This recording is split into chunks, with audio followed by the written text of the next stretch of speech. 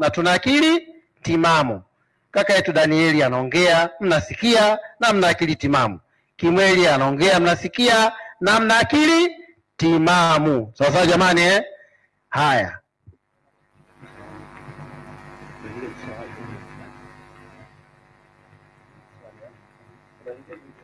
Haya. Tunaingia kwenye maswali.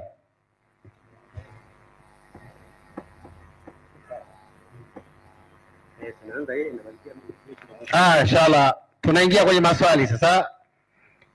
Kujenga swali dakika 3, kujibu dakika 7. Kwa hiyo kaka Danieli atatumia dakika 3, Kimweli 7. Baadaye kaka Danieli naye atatumia dakika 7 baada ya kuulizwa swali kwa dakika 3. Kwa hivyo karibu kaka.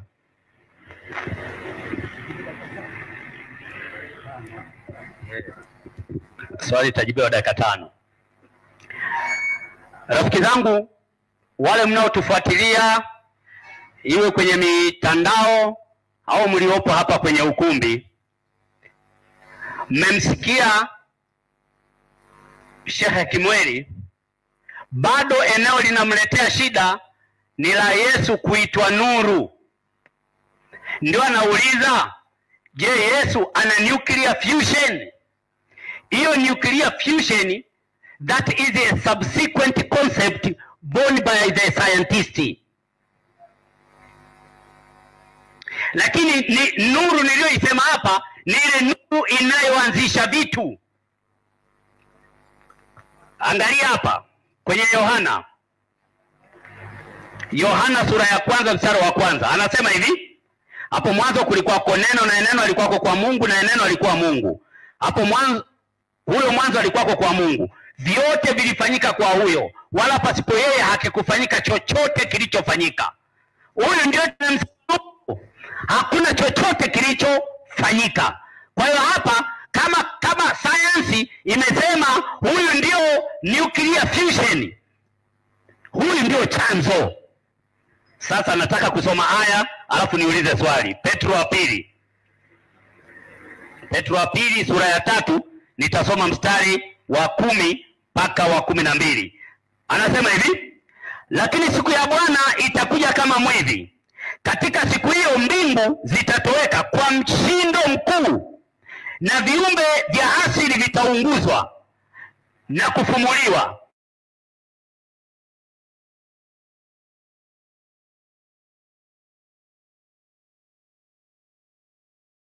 Siku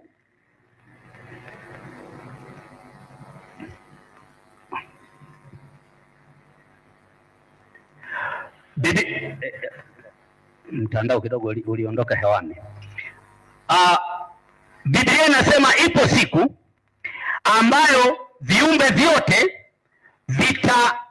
anasema mbingu itakuja kama mwizi. Katika siku hiyo mbingu zitatoweka kwa mshindo mkuu, na viumbe vya asili vitaunguzwa na kufumuliwa, na nchi na kazi zilizomo ndani yake zitateketea. Swali langu mimi ni dogo tu. Kauli kama hii, je, iko ndani ya Qur'ani? Na kama itakuwemo ndani ya Qur'ani, msemaji wa upande wa Uislamu atakubaliana kwamba Qur'ani imenukuu kutoka kwenye Biblia? Hilo ndio swali langu la kwanza. Inshallah swali limesikika. Ustadh Jafar Kimweli, karibu inshallah dakika 5 kuweza kujibu. Assalamu alaykum wa rahmatullahi wa barakatuh. Ametoa kitabu cha Petro wa pili, si ndio sura ya 3 mstari wa 10. Akasema kauli kama hii iko ndani ya Qur'ani. Kwanza brother Danieli, kwa sababu mimi naheshimu sana maelezo yako, ulipaswa utueleze kabla ya kutuambia kauli kama hii iko ndani ya Qur'ani, hii kauli inaendana na sayansi? Kwa sababu mada yetu inasema Biblia, Qur'ani na science. Sasa kabla ya kuniuliza swali, ulipaswa uifafanue kauli hii inaenda na sayansi kwa hatua hii, hatua hii, hatua hii, hatua hii, kwa sababu mada yetu ni Qur'ani, Biblia na sayansi. Kisha uulize kwa sababu imekidhi vigezo vya kisayansi. Je, kauli kama hii iko ndani ya Qur'ani au haiko? Maana yake kama haiko, Qur'ani imepitwa na wakati, na kama iko, maana yake Qur'ani imekopi. Sasa wewe hujafafanua hiyo kauli inakubaliana na sayansi au haikubaliani, alafu unaniambia iko ndani ya Qur'ani, haiko ndani ya Qur'ani. Je, kama inapingana na sayansi? Sasa kama inapingana na sayansi, mimi nitakubaliki kuweko ndani ya Qur'ani? Kwanza uifafanue hiyo kauli inakubaliana na sayansi, kisha uliza swali. Viumbe vitaunguzwa, vitafanywa hivi, uliza swali. Wa ila kama haujaleta hayo maelezo, haiwezekani wewe ukanipa maelezo kama hayo alafu nikubali kwamba yako ndani ya Qur'ani. Sasa hapo umeelezea kuhusiana na mwisho wa ulimwengu. Sikiliza sasa Qur'ani inavyoelezea mwisho wa ulimwengu, halafu mimi nifafanue kwenye science. Maana wewe umetoa bila ufafanuzi. Qur'ani sura ya 21 aya nambari 104, Mwenyezi Mungu anasema yauma natwi samaa katoyi sijil lilkutub, siku ambazo tutazikunja mbingu kama tunavyokunja nyaraka za karatasi za kitabu. Kwa mujibu wa Qur'ani tunaelezwa kwamba ulimwengu utakunjwa kunjwa. Na kama ulimwengu utakunjwa kunjwa, sayansi inasemaje ulimwengu utakunjika? Sayansi inakubali naam, katika nadharia inaitwa oscillating universe theory, ambayo inaelezea kwamba mwisho wa ulimwengu, maada, masayari, magalaksi na vitu vyote ambavyo vilikuwa vimepanuka, vimeachana, vitakuja vitarudiana mahala pamoja, vitakunjwa kunjwa. Ndio mwisho wa ulimwengu. Maana yake vitu vyote vinaachiana, vinarudi mahala pamoja. Kisha Qur'an anasema kama badaana awwal khalqin nu'idu, kama tulivyoanza ndivyo tutakavyorejesha. Je, ulimwengu ulianza wapi? Ulianzia katika neno fatoka, kisha katika neno rataka, kisha fatoka. Rataka nimeeleza singularity, ulimwengu umeungana. Baada ya kwamba umeungana, kisha kutokea mlipuko, fatoka, big bang. Wanasayansi wanakubali kwamba kutakuja hii rataka ya pili ya mwisho ulimwengu. Baada ya kuja hiyo rataka ya pili, kisha kutatokea fataka ya pili ya mwisho ulimwengu, ambayo badala ya kuitwa the big bang, hii inaitwa the big crunch. Haya ndio maelezo ya Qur'ani kwenye mwisho wa ulimwengu. Sasa ukinimpatia maelezo hapo, mbingu zitaunguzwa, sijui nini vitaunguzwa, alafu niambie haya maneno yako ndani ya Qur'ani, yafafanue kwanza tuelewe. Yanaeleweka kisayansi, kisha uliza swali. Sasa kwa msingi huo mimi hayo maelezo sijaelewa na sijawahi kuyaona ndani ya Qur'ani, na hayako hata kwenye sayansi vile vile. Naam, inshallah. Uliza swali. Ustaz Jafari Kimweli, dakika 3. Kaka yetu atatumia dakika 5 kujibu. Haya, mimi swali langu ni jepesi sana, nalo litakwenda katika kitabu cha Joshua sura ya 10 mstari wa 13. Nahitaji majibu yawe wazi. Biblia inatuelezea kwamba Joshua wakati alipokuwa akipigana na adui zake, alimuomba Mungu asimamishe jua na mwezi, kusiwe na bakie mchana tu mpaka washinde adui zake. Naamini kwamba andiko hilo amefahamu, kitabu cha Joshua sura ya 10 mstari wa 13. Sasa swali langu brother Danieli, kwa mujibu wa elimu ya sayansi, mabadiliko ya usiku na mchana hayatokani na mzunguko wa jua, yanatokana na mzunguko wa dunia kwenye mhimili. Nisikilizeni vizuri. Dunia inapojizungusha kwenye mhimili masaa 24, dakika 1440, sekunde 86,400, ndio tunapata mabadiliko ya usiku na mchana. Ikiwa jua linatembea au halitembei, maadamu linawaka na dunia inaendelea kuzunguka, usiku na mchana utaendelea kupatikana. Sasa swali langu kisayansi, kipi ambacho Joshua alipaswa aombe Mungu akisimamishe ili usiku na mchana usitokee kati ya jua na dunia? Kwa sababu hata jua likisimama, maadamu linawaka, dunia ikiendelea kuzunguka, usiku na mchana utaendelea kupatikana. Kwa sababu majira ya usiku na mchana hayatokana na mzunguko wa jua, yanatokana na mzunguko wa dunia kwenye mhimili. Sasa ili swala hili, ingawaje ni muujiza, nakubaliana na muujiza, lakini muujiza huu alichopaswa kukiomba ni nini kisimame kati ya jua na dunia kisayansi? Swali langu ndio hilo. Inshallah kaka Danieli, karibu. Asante sana. Swali aliloulizwa kutoka kitabu cha Joshua, kipi ambacho Joshua angeomba kisimame? Je, asimamishe jua na mwezi au asimamishe dunia? Joshua katika kuomba kwake, yeye alikuwa yuko duniani kule kwenye vita, hakuwa mbinguni, alikuwa yuko duniani. Ndio maana alichoomba kisimame, aliomba lisimame jua na mwezi. Aliposimamisha jua na mwezi, kwa sababu jua na mwezi vinaenda pamoja mzunguko katika dunia, mzunguko ule wote wa siku nzima hiyo ulisimama, ikiwemo dunia, likiwemo jua, ukiwemo na mwezi. Ninakwenda kuthibitisha kwenye aya ya 14. Wewe umesoma ya 10 tu, ulitakiwa ufike ya 14. Inasema hivi, anasema hivi: haikuwako siku nyingine mfano wa siku hiyo katika siku zilizotangulia mbele yake, wala katika hizo zilizoambatana baada yake, hata ikawa yeye Bwana kuisikia sauti ya binadamu, kwa kuwa Bwana alipiga vita kwa ajili ya Israeli. Swali alilojengea ni aya ya 10, ndipo aya ya 13, ndipo jua likasimama na mwezi ukatulia, hata hilo taifa lilipokuwa limekwisha jipatiliza juu ya adui zao. Hayo je, hayakuandikwa ndani ya kitabu cha Yasha? Kwa hiyo mstari wa 14 hausemi jua peke yake wala dunia peke yake, siku nzima. Sasa unaposema siku nzima, manake ni mzunguko wa siku wote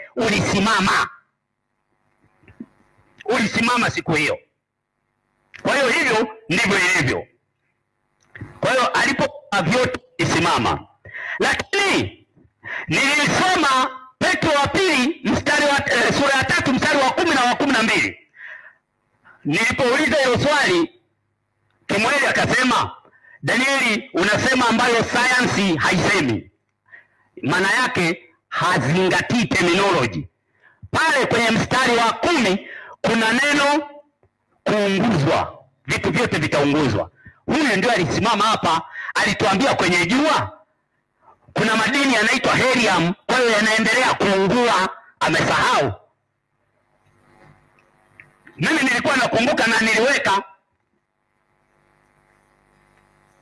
Lakini pia kuna habari ya Tindo Mkuu, yeye amekuwa anaiongelea Big Bang, alafu baadaye amesema lakini kuna Big Bang, kuna Big Crunch ya pili kule mwisho, ambayo tayari hapa pamesema dunia hii italipuka kwa mshindo mkuu.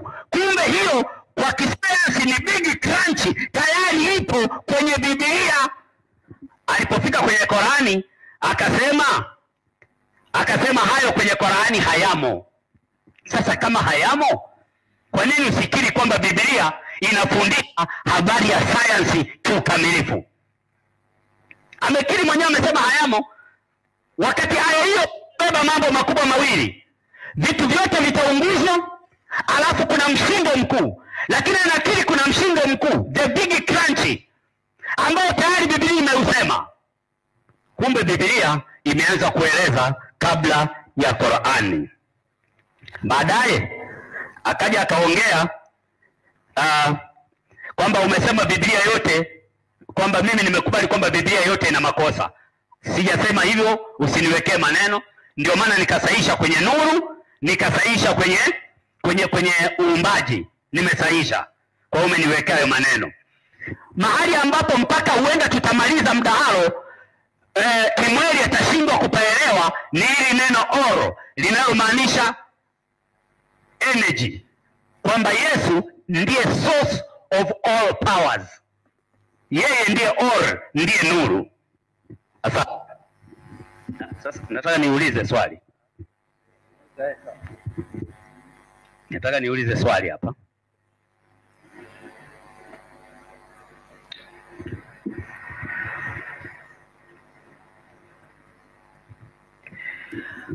Nilisoma hapa Qur'ani sura ya 41 aya ya 9 mpaka ya 12 kwamba zinaelezwa habari ya siku mbili, zinaelezwa habari ya siku 4, alafu zinaelezwa tena habari ya siku mbili. Na nikasema kwa mujibu wa usomaji hapa, Sheikh Yusuf Ali, mtaalamu huyu, anasema hivi, anasema this is a difficult passage describing the primal creation of our physical earth and the physical heavens around us. If we count the 2 days mentioned in the verse, the 4 days mentioned in verse 10, and the 2 days mentioned in verse 12, we get a total of 8 days. While in many passages, the creation is stated to have taken place in 6 days. Anasema the commentators understand the 4 days in verse 10 to include the 2 days in verse 9, so that the total for the universe comes to 6 days. This is reasonable because the process described in verse 9 and verse 10 form really one series. Sasa hapa ameeleza kwamba wengine wanasema siku 4, ndio maana hapa zinaonekana 8. Alafu amesema wafasiri, commentators. Sasa ndio nataka kujua, huyu Kimweli naye amejiita ni mfasiri, commentator. Lakini huyu aliyefasiri Qur'ani inayosoma dunia nzima amesema eneo hili linaleta shida kwa sababu inaonekana siku 8. Kasema nimesoma hapa. Sasa ninachotaka mimi, mwenyekiti, naomba Kimweli atuambie yeye hiyo commentator anayotumia ameitoa wapi wakati hajawahi kuandika kitabu. Waandishi wa kitabu wamesema jambo hilo linaleta shida, siku hazijulikane. Yeye ametoa wapi? Haya, Ustaz Jafari, siku hazijulikani. Karibu kwa majibu. Assalamu alaikum wa rahmatullahi wa barakatuh. Unajua humu ndani sio kwamba tuliokaa hapa sisi ndio tunaelewa Kiingereza tu. Kuna watu walioko huku wanajua Kiingereza vizuri. Maelezo haya uliyotoa yamenyoka vizuri na hayana shida. Abdullah Yusuf Ali kwa bahati nzuri tafsiri yake nayo. Yeye anasema ikiwa utakwenda kujumlisha, yani mahala anaposema kwamba patakuwa na ugumu, ikiwa utajumlisha 2 za ardhi na vilivyomo ukasema ile 4 uijumlishe na 2 itakuwa 6, halafu ukajumlisha na 2 za mbingu itakuwa 8. Anasema hiyo ni mahesabu magumu ambayo hayana maelekezo yaliyokuwa sawa sawa. Na akasema maelezo ambayo ni reasonable ni lazima uchukue 2 ya ardhi, 2 ya vilivyomo, ujumlishe 2 ile ya mbingu na 2 ya vilivyomo, upate siku 4, kisha umalizie upate 2 za mbingu, upate siku 6. Please my dear brother, give me that translation. Ngoja nikusomee kwa sababu wewe mnajua Kiingereza. Naomba kidogo muongezee dakika kidogo hapa nifafanue kwa sababu nataka nitoe elimu. Iko wapi ile passage? Asema this is a difficult passage.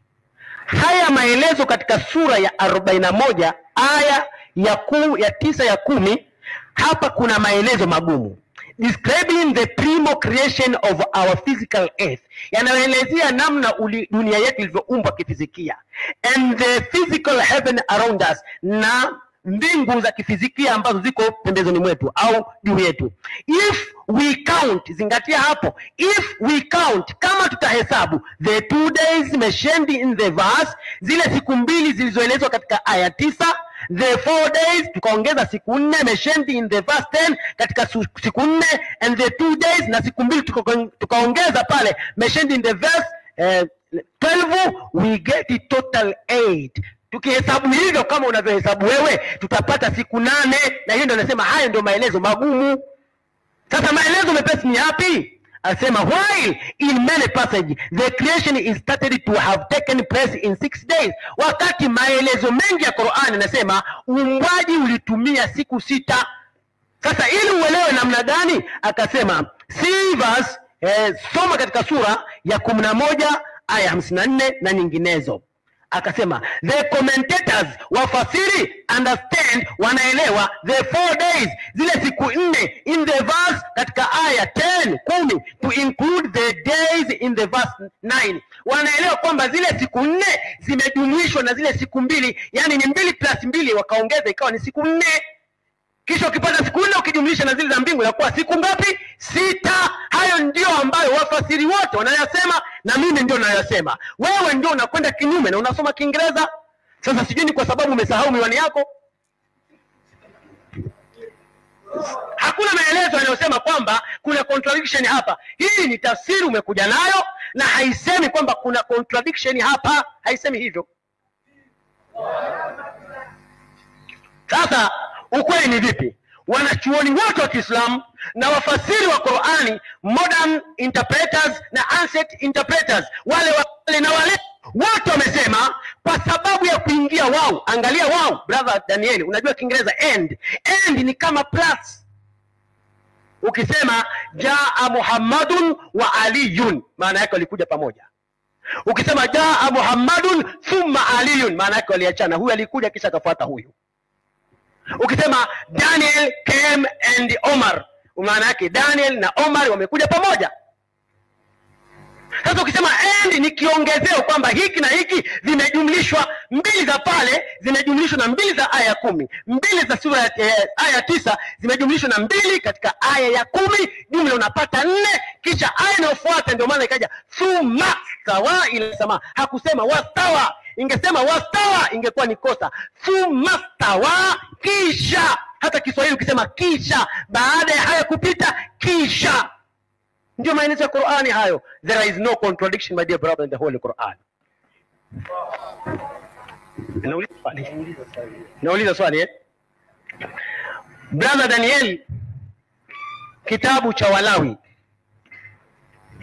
ndicho ambacho nakwenda kuulizia swali. Kitabu cha Walawi. Nimeuliza swali la kwanza, mbingu jua ndilo lilopaswa kusimama au ardhi? Ukawa umetoa maelezo ambayo hayalingani na swali uliuliza. Ulipaswa niambie ardhi au jua kisayansi. Na kiujumla sio jua, ni ardhi ndio ulipaswa kusimama ili usiku na mchana usipatikane. Na hakuna aya ndani ya Biblia inasema ardhi iliombwa ikasimama. Hakuna. Yeye anasema siku nzima ilisimama. Sasa siku ndio ardhi? Siku ndio dunia? Haya, nauliza kwenye kitabu cha Mambo ya Walawi. Inasema tena vyote vitambaavyo. 11 mstari wa 20 Walawi.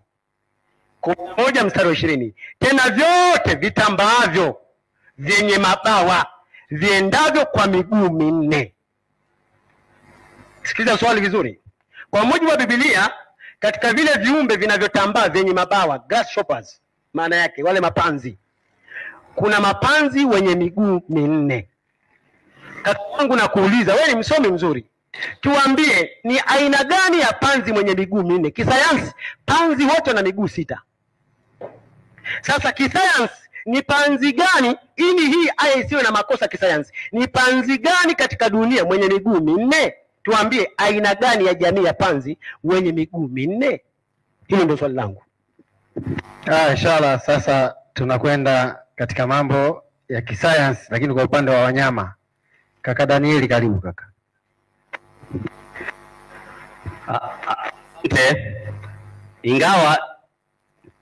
Ingawa nitaeleza kwa mko, takiwa uwe makini na wewe. Umakini wenyewe ni huu.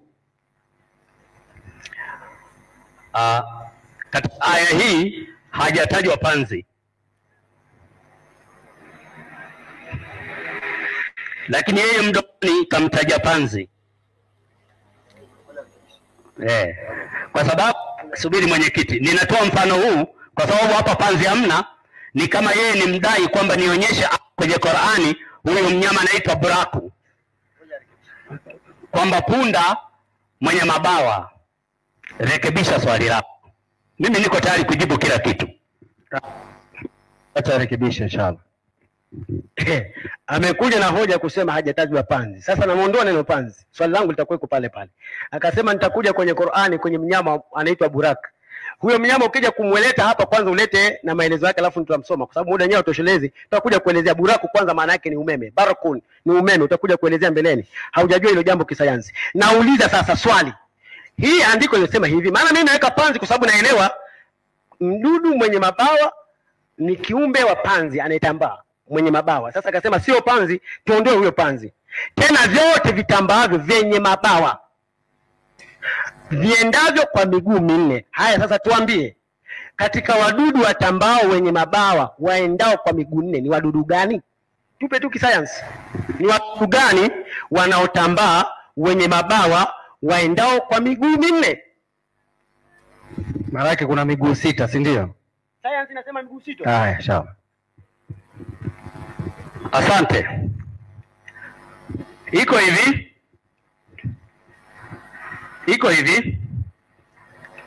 Katika kujibu swali hili, kuna wadudu ambao hata kimweli hajawahi kuwaona maisha yake yote, kutokana na eneo la kijiografia aliloko yeye. Lakini wadudu kama hao, kuna sehemu nyingine upande wa pili wa jiografia wako, ila kwa kimweli hawako. Kwa hiyo swali analouliza sasa, ananiuliza ni wadudu gani hao wenye miguu 4 ambao wanaruka au warukao wenye mbawa wenye miguu 4. Inakuja hoja hivi, Biblia haikuandikiwa Tanzania.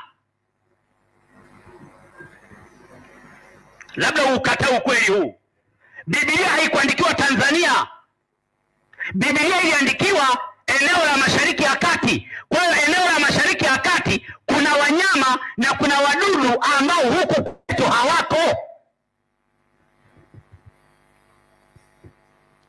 Sasa kama na hilo atakataa, ndio maana nimesema na mimi naweza nikaleta swali hapa, baadaye akaanza kusema Mwalimu Danieli unaongea vibaya. There is a lot of animal species in the world. Iwe kwenye ardhi, iwe mpaka kwenye maji. Kuna samaki wengine ambao sisi tunawaona, nchi zingine wala hawajawahi kuwaona. Wanafunga safari ya kuja kuwaona. The same. Anapouliza habari ya wadudu, mimi najibu hivi, jibu langu. Labda aje likatae. Mazingira ambako Biblia hii kuliandikwa ni mahali ambako wadudu wa namna hii wapo, lakini wetu wanaweza wakawa wasiwepo. Kwa hiyo hili ndio jibu langu ambalo naweza nikatoa. Nimalizie kwa kusema hivi, nilipompa kitabu hiki akasema Mwalimu Danieli, labda kwa sababu umesahau miwani. Swali ameanza kusema eneo hilo ni gumu, ila wafasiri twende sawasawa. Ametangulia neno gumu, alafu akafuata sema ila wafasiri. Manake wafasiri kila mmoja analo la kwake, sivyo kama aya ilivyokusudia. Sasa anasema eti kwa sababu mimi nimesahau miwani. Anasahau hiki kwamba ameanza kusema eneo hili ni gumu. Kama lingekuwa liko sawasawa na mengine, hawa wafasiri wasingekuwa wanatoa maneno yao. Kwa hiyo manake eneo hilo bado halijulikani kabisa. Kwa hiyo hata fasiri atakayotoa hao waliotoa kimweli na yenyewe ni ya kwake, lakini pale juu pameanza kwamba jamani, eneo hili kwa kweli ni gumu kwa sababu linaonyesha kuna siku 2. Sasa hawa wafasiri wanalazimisha, wanazichukua siku 4 wanaenda kuziingiza kwenye siku 2. Hawa wafasiri, ingekuwa hivyo singekuwa rahisi. Kwa nini nafikiri mimi nilikuwa nauliza hili swali sijui? Ndugu zangu, kati ya Biblia na Qur'ani, Biblia imeitangulia Qur'ani katika science kama ninavyothibitisha hapa. Asante. Inshallah